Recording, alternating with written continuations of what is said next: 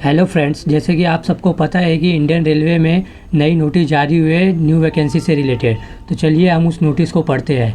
तो जैसे कि आप सब देख सकते हैं कि ये नोटिस जारी हुआ है 11/1/2022 को। यही साल का नोटिस है, यही महीने का है।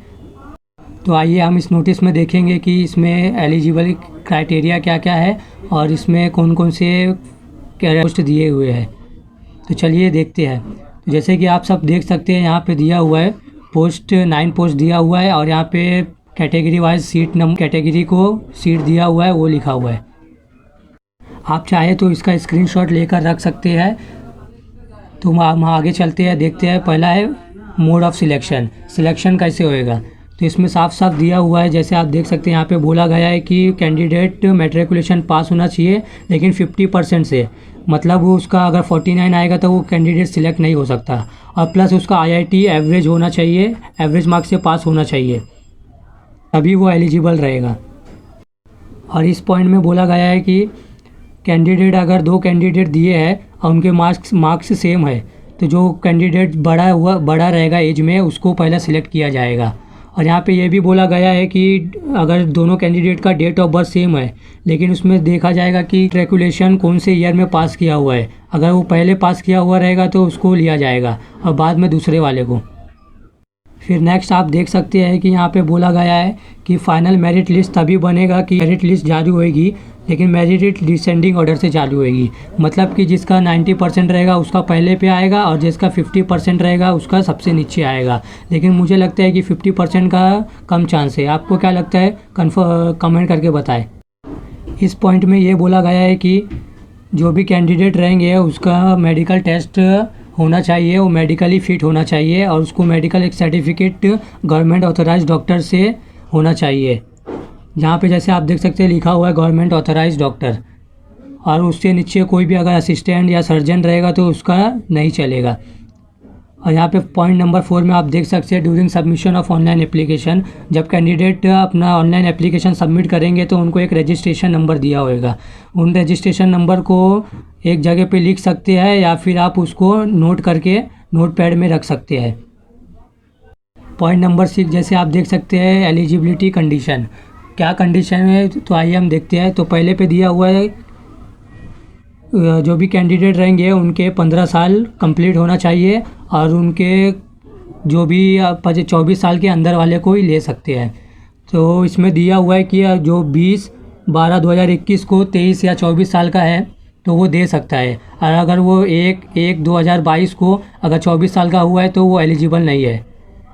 और उसमें यह भी बोला गया है कि अपर लिमिट रिलैक्सेशन भी दिया हुआ है। SC ST को 5 इयर्स दिया हुआ है और OBC वाले को 3 इयर्स दिया है, और इसमें अदर्स को भी दिया है जैसे डिसेबिलिटी, एक्स सर्विसमैन। तो आप नोटिस में पढ़ सकते हैं।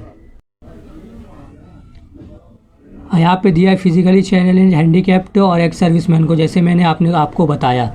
अब यहाँ पे पॉइंट नंबर 8 देख सकते हैं आप, मिनिमम एजुकेशनल क्वालिफिकेशन दिया है। 10th वाले भी भर सकते हैं इसको मैट्रिकुलेशन, और 10+12 मतलब HSC वाले भी भर सकते हैं, लेकिन उनके एग्जामिनेशन में मार्क्स 50% अबव रहना चाहिए। और यहाँ पे कुछ कैलकुलेशन भी बताया गया है आपको, जैसे यहाँ पे देख सकते हैं CGPA 7 फर्स्ट मिलिट्री पर। आप इसे कैलकुलेट करके अपना मार्क्स से देख सकते हैं। आप चाहे तो इसका स्क्रीनशॉट लेकर रख सकते हैं। अब यहाँ पे दिया है पेमेंट ऑफ फीस कैसे भरने हैं। तो यहाँ पे दिया हुआ है कि नॉन रिफंडेबल, पहले ही बोल दिया गया है कि अगर आपका एप्लीकेशन फॉर्म रिजेक्ट होता है तो पैसे रिटर्न नहीं आएंगे। तो एप्लीकेशन फ़ीस है 100 रुपये जनरल के लिए, और बाकी SC ST के लिए छूट दी गई है। ये जो भी फीस रहेगी तो आप उसको कैश, चेक, मनी या फिर इसके IPO डिमांड ड्राफ्ट के ज़रिए भर सकते हैं। अब नेक्स्ट देखते हैं। इसमें जैसे कि आप ये वाला पॉइंट देख सकते हैं, इसको हाईलाइट करके बताया गया है कि कैंडिडेट जो भी फॉर्म भरे हैं कम्प्लीटली तो उसको 2 दिन के बाद फ़ीस भरनी है, आफ्टर 2 डेज़। और लिंक जो दिया होगा पेमेंट का वो आपको फॉर्म में ही दिया होगा। और आप debit card, credit card, internet banking, SBI चालान, मतलब SBI के कोई से भी ब्रांच में जाके इसका चालान निकाल के आप वो। Point number 10 how to apply, इसको अप्लाई कैसा करना है। जैसे कि आप सबको देख सकते हैं यहाँ पे कि ऑनलाइन विजिटिंग, जैसे कि आप ये वेबसाइट पे भी जाके भर सकते हैं www.rcf.indianrailway.government.in।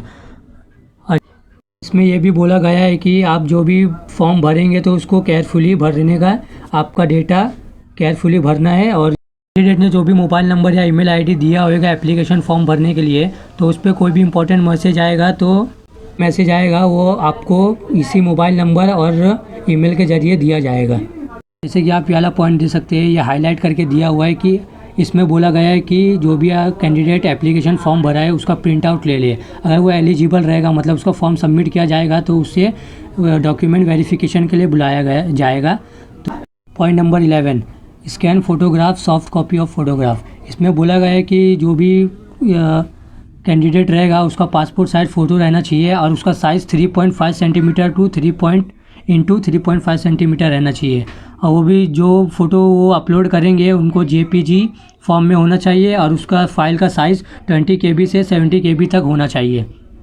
और इसमें यह भी बोला गया है कि अगर कैंडिडेट पुराने फ़ोटो डालते हैं या अनक्लियर, जिसका फ़ोटो सही से दिख नहीं रहा है और उसका फ़ोटो या चश्मा पहन के फ़ोटो खिंचाया हुआ है, तो उसका फॉर्म रिजेक्ट होने का ज़्यादा चांस है। और ये point number 12, scan signature soft copy of image of signature. इसमें बोला गया है सिग्नेचर भी अपलोड करना है तो उसका साइज़ 3.5 सेंटीमीटर इंटू 3.5 सेंटीमीटर रहना चाहिए और वो भी JPG फॉर्म में रहना चाहिए और उसका साइज़ जो रहेगा 5 KB से 30 KB के बीच में होना चाहिए। और इसका last date of application date है 31 जनवरी 2022, मतलब 31 जनवरी 2022 को इसका लास्ट डेट है और वो 24 आवर्स के लिए ही खुला रहेगा। मतलब कि 31 जनवरी 2022 को 12 AM से स्टार्ट होएगा और रात को 12 PM तक क्लोज़ हो जाएगा। पॉइंट नंबर 14 में ट्रेनिंग पीरियड एंड स्टाइपेंड। इसमें बोला गया है कि कैंडिडेट अगर सिलेक्ट होते हैं तो उनको ट्रेनिंग के लिए कोई भी रूम या हॉस्टल में नहीं रखा जाएगा, उनको खुद ही अपना वो रूम या वो रहने की व्यवस्था करनी पड़ेगी। नंबर 15 में बोला एग्रीमेंट ऑफ ट्रेनिंग, मतलब अगर ट्रेनिंग पे भेजने से पहले वो आपसे एक एग्रीमेंट साइन कराएंगे। अगर आप छोटे रहेंगे या फिर इसमें बताया गया है कि 15 साल के ऊपर, आप 16 साल या 17 साल के हैं तो आप माइनर में आते हैं, तो माइनर की जगह आपको गार्जियन जो रहेगा घर का उन्हें साइन करना पड़ेगा। Point number 16, medical fitness. इसमें बोला गया है कि अगर आप मेडिकल के लिए आते हैं तो आपने जो मेडिकल टेस्ट कराया था उसका सर्टिफिकेट जब आप डॉक्यूमेंट वेरिफिकेशन कराएंगे तब लेकर आना है। पॉइंट नंबर 17, अगर आपको कोई क्वेरी है ऑनलाइन सबमिशन फॉर्म और या एप्लीकेशन से प्रिंटिंग रिलेटेड तो आप ये नंबर पे कॉल करके पूछ सकते हैं। पॉइंट नंबर 18, इम्पॉर्टेंट इंस्ट्रक्शन दिया है।